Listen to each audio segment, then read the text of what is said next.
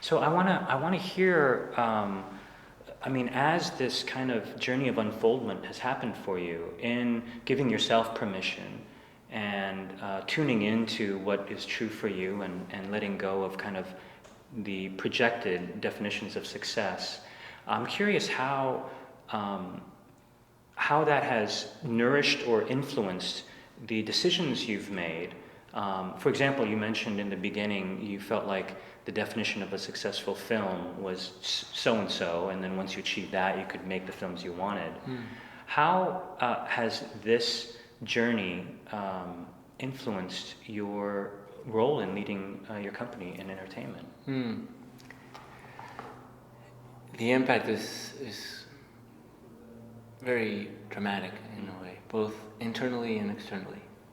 Internally, the culture of the company now is one where we operate as a loving unit, which I was skeptical at first because being in Hollywood, are people going to be receptive? And like I was sharing earlier, everyone is so ready, willing to be met there, to share in a space of open-heartedness. We meditate here in the office. We set intentions. We hold meetings where we support each other in our own personal growth. Our qualities for the company are integrity, respect, growth, enthusiasm, and kindness. And Beautiful. That's what happens inside, and the way we deal with the outside, we continuously get that reflected back to us. This company is a pleasure to do business with. Even when things become challenging, there's a different way of handling the situations because of how we are operating. And we support each other in that way, in reminding us that of the bigger picture. That it really is not about the end product, but about this ongoing experience, ongoing interaction, ongoing journey. That's where I believe my purpose falls. It's not in putting out movies that will change the world, although that would be not change, but that will have a certain impact in the world. That would be wonderful. But it's in my everyday interactions. Yes. I mean, it sounds like the values that you've identified and defined and hold so dearly and are shared in the company make kind of the day-to-day existence of the company and the interactions kind of a daily practice of those values. And that's got to be incredibly enriching, as opposed to before chasing after something that's always ever so elusive because it's out there somewhere. Yeah.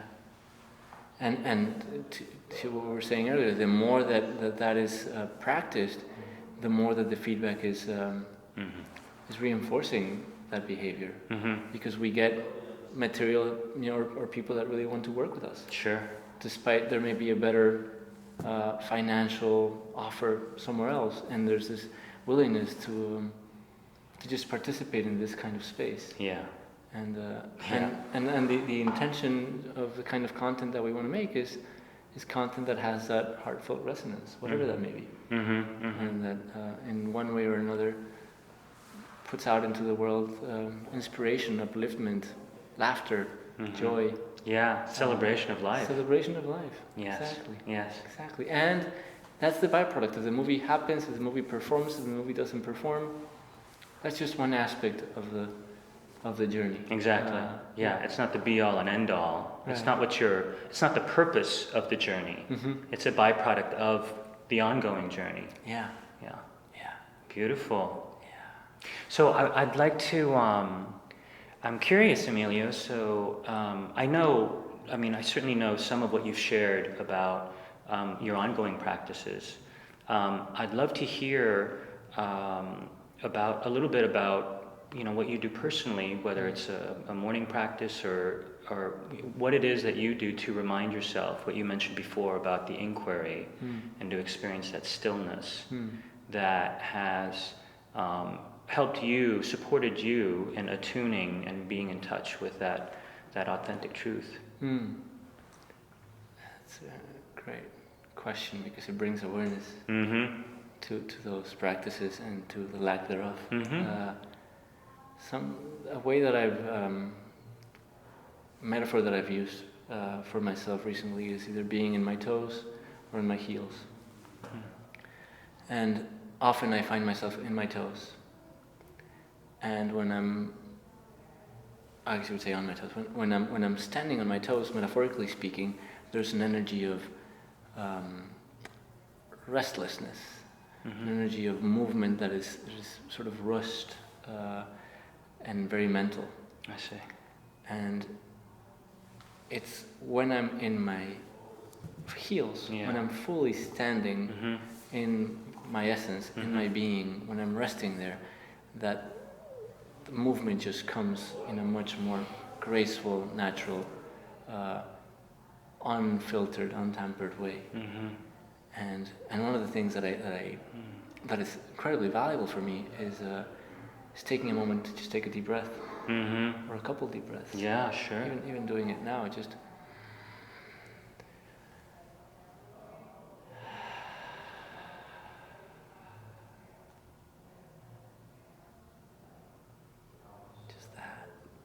that for me allows a space of greater flow. Yeah. And I try to do that often. I have practices of doing that when I get into the office, when I sit in my desk, before I start looking at emails or otherwise. When I get into my car, I try to meditate in the mornings. I'm pretty constant with that. And when we have our company meeting here once a week, we started by centering ourselves, and we take some time for ourselves, and then go around sharing our intentions for the week. Once weekly? Once a week, oh, yeah. Beautiful. Yeah, and so, please. Well, no, it's like, it's wonderful that you can declare that and be witnessed, because being witnessed in that declaration is a support in and of itself. Yeah. And then you're interacting with those people who witnessed you stand in your intention throughout the week.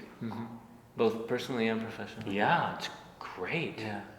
Yeah. And we hold also a weekly meditation where just whomever wants to joins, and we just sit down in the living room and meditate. Some people don't understand what meditation means, and it's just silence, or it's prayer, or it's gratitude, or it's reflection, or it's really more than anything a space of openness.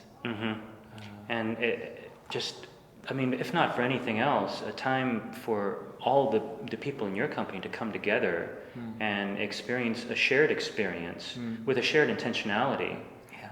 You know, just to stop and rest for a moment together. Wow, that's just, it sounds like such a wonderful quality environment to work in. It really is. I'm really grateful. And and it's not unique. In even in this industry, it's not unique. It's the ways or the form and the way it looks may be different than the way it looks in other places, in other companies. But the desire, I can't state this enough, the desire for people at all levels to share with someone that is just open-hearted and authentic is so present in my everyday lives. Yes. Every time I interact with someone, I recognize that wherever they are, whether they run a company or they're in support in one way or another of the company, they value that. And so, if I had known that many years ago, it maybe would have allowed me to be more authentic back in the day. And I appreciate my process, and it's been a wonderful evolution. But for those who may be starting in their own professional journey, that are having this hesitation, and they're buying into a possible situation where they may have to compromise their values or their authenticity, I can't encourage them enough to just be true to themselves. Yes. And share that. If there is something, I certainly as an employer, even before my inner reflection that's been so active, even before then, that honesty, that authenticity is palpable. Yes, it's very piercing, isn't it? Yeah. Speaking of that, I know it's something out of the joy of your heart. You wanted to start teaching. I know that's something that was something that you had as something you really wanted to do, and you've manifested that for yourself.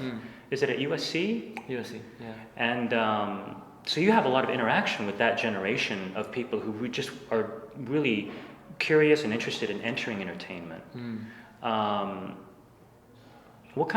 mean, that's great advice that you have to impart to them.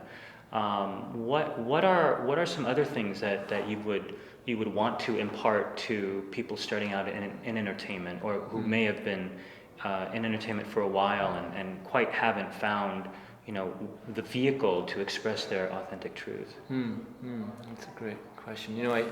I part of what I do, or I've been able to do it at USC, is support in counseling. So holding counseling sessions with students. So it's not so much of a one-way dialogue, but rather a real conversation where I get to experience and listen to what they're going through. And as a college student that is looking to enter the professional field, entertainment seems, on one end, maybe very appealing, but also on another end, very unrealistic. That's been my perception of their shares. And while it is an industry that has its challenges and so forth, like any other industry, Sure. I believe that when you are thriving in what you do, you will do it well. And the universe will conspire to put you in a place where you're going to thrive. And the only resistance to that is the mind saying you can't do it. So, whatever that resistance is, whether it's my parents won't approve it, or I won't make enough money, or whatever it is, I would invite people to really question that. Even when I counsel students and I tell them, are you certain that your parents wouldn't approve of this? Like, well, not certain, but I'm pretty sure. Right. And it's just inviting that question opens up the possibility of, oh, well, I'm sure, like, if I really take them through it, 100% of the case they've said, well, probably if I shared with my dad or my mom that this was my dream and how important it was that they not shut me down, Right. they'd probably support me. Sure. Consistently. And it's this big wall that we're afraid to cross, or I was afraid to cross, certainly with my dad. Yeah. And when I finally looked closely at the wall, it was an imaginary wall. Yeah. It was, as you said earlier, a projection of what you thought they were feeling or they were holding. Yeah. And wow, that's really wonderful. That's great that you are able to counsel them and challenge them of their own assumptions and make people realize, oh, I'm actually holding myself back. It's my own assumptions, right, based on my own fears and insecurities, and we all have them. But to come to a place of acknowledging that they're of your own mind and nowhere else is terrific. It's terrific. Yeah, it's a blessing. Thank you so much for your time today, Emilio. Thank you. This was just a really wonderful pleasure. It's always a pleasure to connect with you. Yeah. And thanks for sharing yourself and your authenticity with us. And it's terrific that I was sharing with Emilio earlier that this is the inaugural interview, and there's no one I could think of that I'd want more than you as my first. What an honor, Rahi, and thank you for creating this space. That's what we've been talking about. Yeah. For following your dreams, for just being true to your calling. Thank you. It's a gift to all of us. Thank you very much. All right. I love you. I love you too.